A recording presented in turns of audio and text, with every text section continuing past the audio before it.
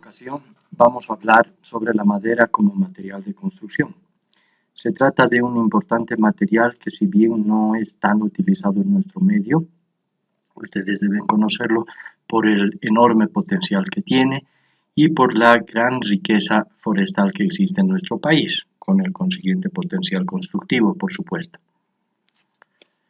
La madera es uno de los primeros materiales de que dispuso el hombre. Es un recurso natural renovable, como todos ustedes saben, es fácil de trabajar y tiene una belleza importante comparada con los otros materiales. Por tratarse de un ser vivo, es relativamente poco durable en comparación con los materiales pétreos, debido a que la pudrición y el fuego también la destruyen. Una característica importante que vamos a resaltar en este video es su marcada anisotropía, que se deriva de su estructura celular fibrosa. Ahora, a continuación, en este video vamos a hablar de la estructura y de la clasificación más importante. En primer lugar, tenemos la estructura macroscópica. Se trata de aquella que se puede observar a simple vista, y las partes del tronco son, como bien se muestra en esta diapositiva, la médula, el duramen, la albura, la corteza, el líber, el cambium, los radios medulares y los anillos de crecimiento. Vamos a ir desarrollando cada uno de estos puntos a continuación. Aquí tienen ustedes una imagen de una madera conífera, a la que pertenecen los pinos, los abetos, etc., donde se puede distinguir claramente dos tipos de madera. Como ven ustedes, una madera más clara, casi blanca en la parte externa, que se suele llamar albura o sámago en nuestro medio, y una parte interna más oscura que se llama duramen. Aquí tenemos otro ejemplo, esta vez ya de una madera latifoliada, una madera nuestra, es un vibosi donde se puede ver también en el interior una madera de coloración más oscura que corresponde al duramen y una madera de coloración más clara aquí en el borde que corresponde al sámago o albura. Bien, siguiendo con la estructura macroscópica, debemos decir que la médula es la parte central del tronco, que muchas veces, sobre todo en los árboles con mucha edad, es una madera que prácticamente es inservible. Luego tenemos el duramen, ya mencionado en los dos ejemplos anteriores, que es una madera que ha dejado de transportar nutrientes, desarrolla gomas, resinas y otros productos en sus cavidades y tiene, como decíamos, una coloración más oscura. Es más densa, dura y resistente al ataque de insectos.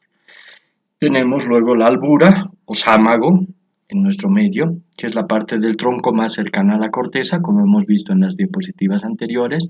Es más clara, más permeable y sirve para transportar nutrientes. Esta parte, que está viva, es atacada por hongos e insectos. Luego, en la superficie del tronco, tenemos la cubierta protectora, que se llama corteza y está formada por un tejido muerto denominado floema. Continuando con la estructura macroscópica, tenemos el líber, que es la parte interna de la corteza, y el cambium, inmediatamente junto al líber, que es una capa intermedia entre la corteza y el tronco también, que origina el crecimiento del árbol, pues cuando se reproduce, sus células crean madera hacia la parte interna del tronco y corteza hacia la parte de afuera. Tenemos también los radios medulares, que son bandas transversales al eje del tronco, que tienen la función principal de transportar en cierta medida, pero fundamentalmente almacenar nutrientes. Vamos a hablar un poquito más de esto más adelante. Finalmente tenemos los anillos de crecimiento, que son producidos en forma anual, con madera porosa temprana, en época de primavera, para transporte, y madera dura y tardía en otoño, para el soporte del árbol. Hemos hablado ya un poco acerca de la anisotropía y ahora la vamos a definir porque es una característica importante derivada de la estructura fibrosa de la madera, como hemos dicho ya. La anisotropía se refiere a la diferencia de respuestas en función de la dirección en que se observa una determinada propiedad. Repito, se refiere a la diferencia de respuestas en función de la dirección en que se estudia una determinada propiedad. Por ejemplo, En el sentido longitudinal del tronco existe mayor permeabilidad y resistencia mecánica y menor contracción con los cambios de humedad.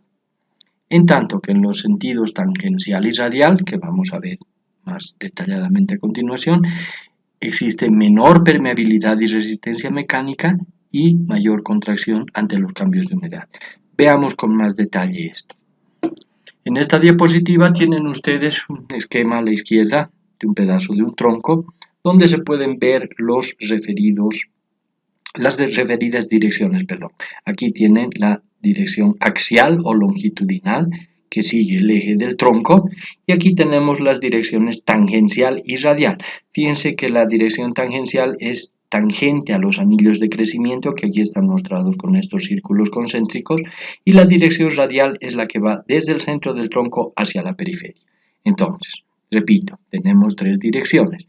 La dirección axial o longitudinal que sigue el eje del tronco, la dirección radial que va del centro del tronco hacia afuera, es la dirección de los radios leñosos, y la dirección tangencial que, como su nombre indica, es tangencial a los anillos del crecimiento. Y aquí en esta diapositiva vamos a ver además ejemplos de los diferentes cortes de la madera, ¿no? Aquí, si nosotros imaginamos que cortamos este árbol en sentido horizontal, entonces aparecen este tipo de cortes denominados con la letra minúscula A, que están ilustrados aquí, que corresponden a un corte tangencial, que es característico por tener esta forma, ¿no? Y luego, si seguimos cortando y nos acercamos al centro del tronco, aparecen este otro tipo de cortes que están mostrados aquí en el inciso B, como cortes radiales. Fíjense entonces la diferencia entre estos dos cortes. Aquí tenemos cortes tangenciales con este aspecto y cortes radiales. Y aquí podemos identificar también las caras que corresponden a esos cortes. Aquí la cara más grande en el corte tangencial se llama también cara tangencial. Y estas otras pequeñas, estas dos caras pequeñas de los lados serían las caras radiales en este caso. En tanto que en un corte radial, la cara principal es una cara radial y estas pequeñas serían caras tangenciales. Se recomienda estudiar esto con detenimiento. Aquí tenemos otro ejemplo de cortes, esta vez cortes hechos en sentido vertical, y aquí aparecen cortes tangenciales otra vez, estos de la derecha, y en cambio estos que están cerca al centro del tronco serían cortes radiales. Ya pasando a la estructura celular, podemos identificar 4 tipos de células en las maderas.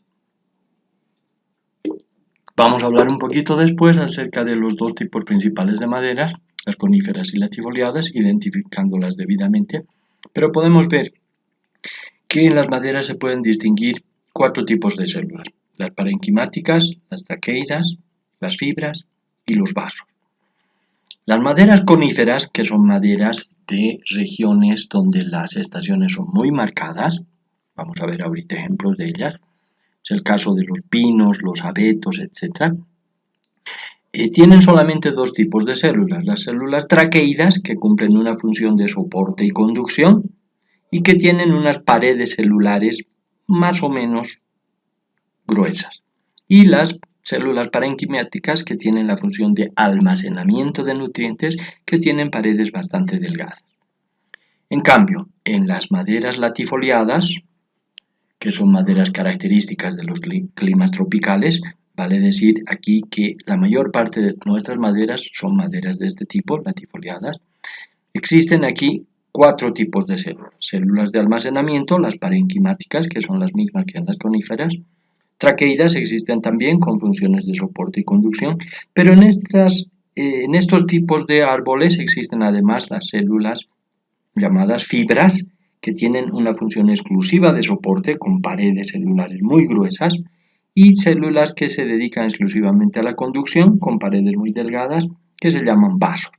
Entonces, en las coníferas tenemos solamente traqueidas, que tienen las 2 funciones de soporte y de conducción, y parenquimáticas para el almacenamiento.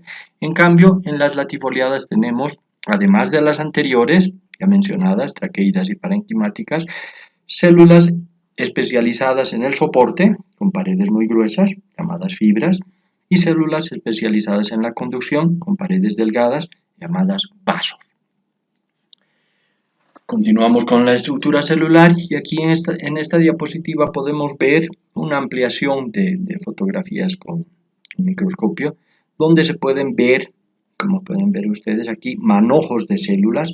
Estas figuras alargadas son las células de la madera, que como pueden ver ustedes tienen unos puntos en sus extremos que sirven como puertas. Aquí se ve eso en la parte derecha, este tipo de puertas que cuando están abiertas dejan ingresar nutrientes, líquidos, resinas, etc.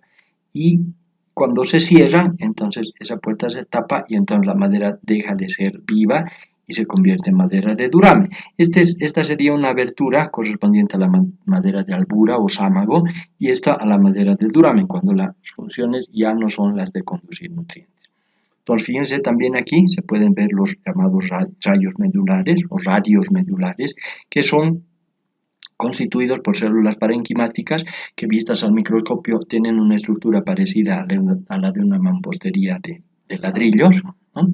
Y tienen un sentido transversal, fíjense, ahí se almacenan nutrientes y ahí es donde están alojadas las células parenquimáticas. Entonces tendríamos aquí un ejemplo de células traqueidas en el sentido vertical en la figura y células parenquimáticas en sentido transversal. Y estos puntos, estas aberturas, se llaman punteaduras. Vamos a ver un poquito acerca de la composición química de la madera. La madera está compuesta fundamentalmente por carbono, oxígeno, nitrógeno, hidrógeno y eventualmente otros compuestos que generalmente son cenizas. La combinación de esos cuatro compuestos químicos da lugar a la existencia de cuatro constituyentes fundamentales. La celulosa, que constituye la mayor parte de la madera, la fibra, que vamos a ver después. La hemicelulosa, que es un compuesto intermedio entre los dos extremos que vamos a ver aquí, que aparece entre un 20 y 25% del total. La lignina, que es una especie de pegamento que recubre a la celulosa y que es una sustancia única en la madera, que constituye de un 25 a 30%.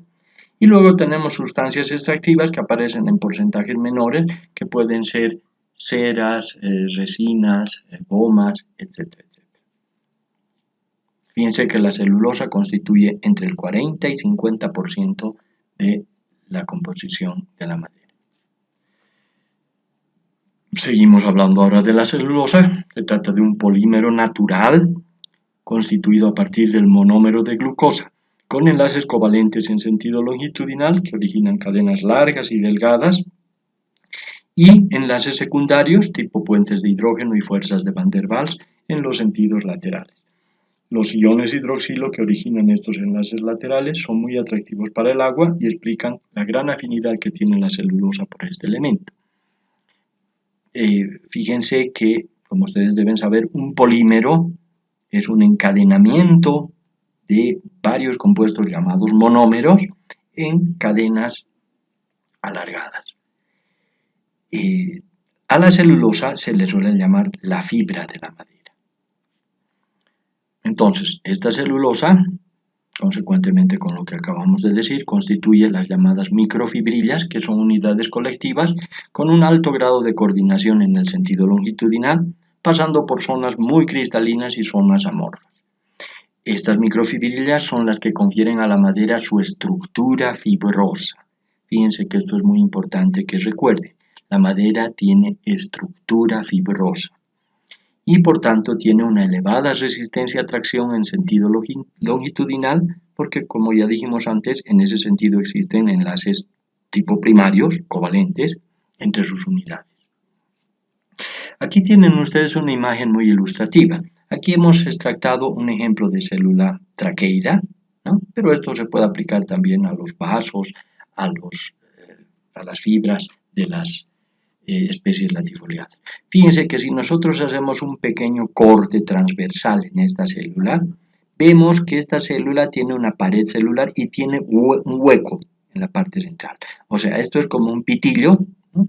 una célula alargada y hueca por dentro. Y entonces si nosotros analizamos las paredes celulares, aquí vamos a ver la sección segunda de la pared celular, que es la más importante, entonces encontramos las llamadas microfibrillas que habíamos mencionado hace un momento antes, ¿no es cierto? Que está constituida principalmente por celulosa. Ahora, si nosotros analizamos ya a nivel atómico molecular esta microfibrilla, vamos a tener aquí el polímero natural llamado celulosa. Es decir, si ustedes se fijan bien aquí, tenemos estas unidades aquí mostradas, que son los monómeros, que luego se van encadenando en ese sentido longitudinal y forman esas largas cadenas características de las microfibrillas. Ahora bien, si nosotros hacemos un corte en este sentido y vemos desde arriba, entonces tenemos esta imagen. Fíjense que, repito, en el sentido longitudinal, que aquí está mostrado aquí, ¿no? Tenemos enlaces de tipo primario, enlaces covalentes, que proporcionan una alta resistencia mecánica. En cambio, en los otros sentidos, en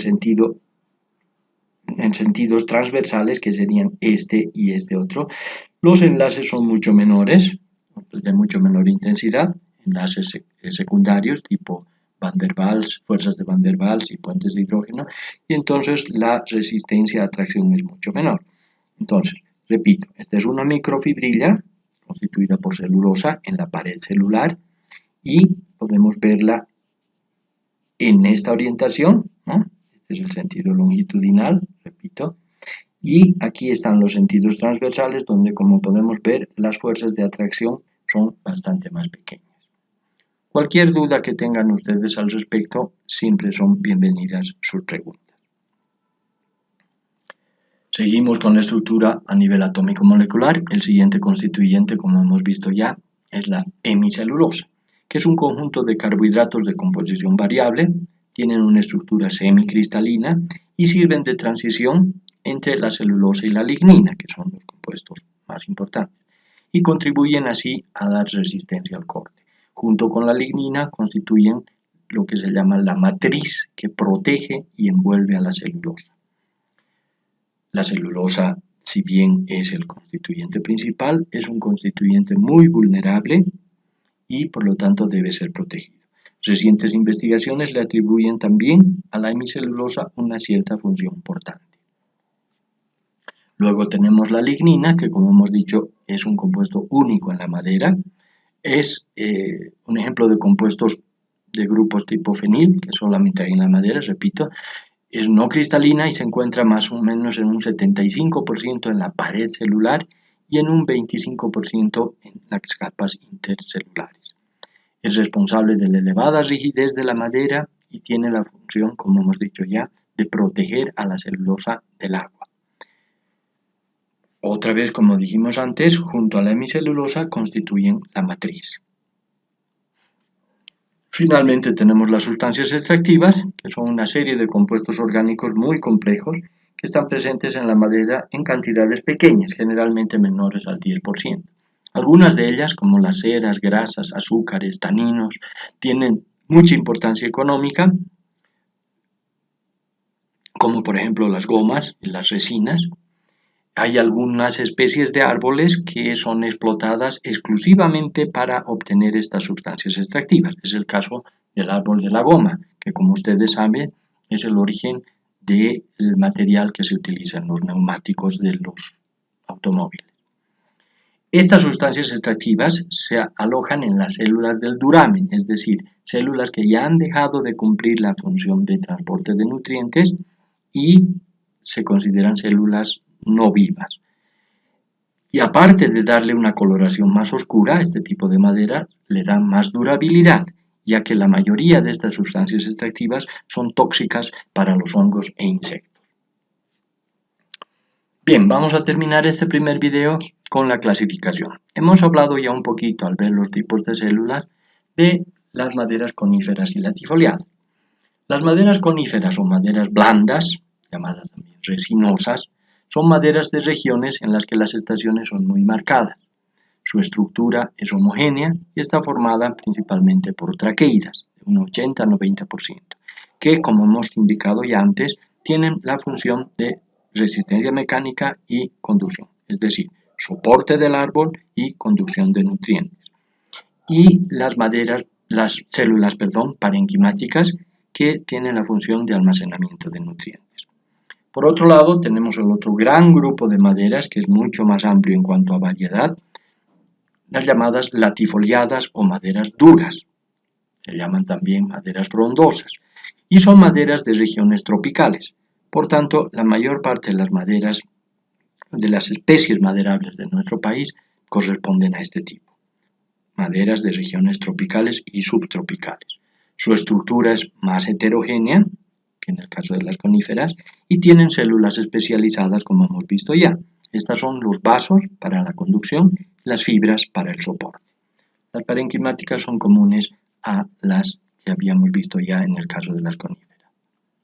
Aquí tienen ustedes una imagen de un esquema y una vista con microscopio electrónico de un pedazo de una madera conífera o madera blanda. Fíjense que aquí se pueden notar muy claramente los anillos de crecimiento porque en las regiones donde crecen estas maderas las estaciones son muy marcadas, ¿no es cierto? Entonces se produce un material, un tipo de material más oscuro en una parte del año y en la otra parte del año se produce un material menos denso, con un color más claro, y entonces así cada año se va produciendo un anillo de crecimiento y se puede averiguar fácilmente la edad del árbol contando los anillos de crecimiento. Ya a nivel microscópico podemos ver que la mayor parte de las células tienen un tamaño más o menos uniforme, esas son las células traqueidas que hemos mencionado, que son características de este tipo de madera. A continuación, finalmente, aquí tenemos lo mismo para el caso de las maderas latifoliadas y pueden ver ustedes que aquí, debido a que las estaciones anuales no son tan marcadas, no se puede ver con tanta claridad los anillos de crecimiento. Son mucho menos visibles, mucho menos marcados que en el caso de las maderas coníferas. Y ya viendo aquí un esquema de una fotografía de microscopio electrónico, podemos ver que las células no son tan homogéneas como en el caso anterior. Aquí se pueden ver células bastante anchas, ¿no? Con huecos bastante anchos, que son los llamados vasos, y se pueden ver otras células con paredes muchísimo más gruesas, que es el caso de las fibras. Entonces, aquí, además de traqueidas y parenquimáticas, que son estas que vemos en forma transversal, existen también las células especializadas en conducción, los llamados vasos, estos que ven aquí, y las células especializadas en soporte del tronco, que son las llamadas fibras.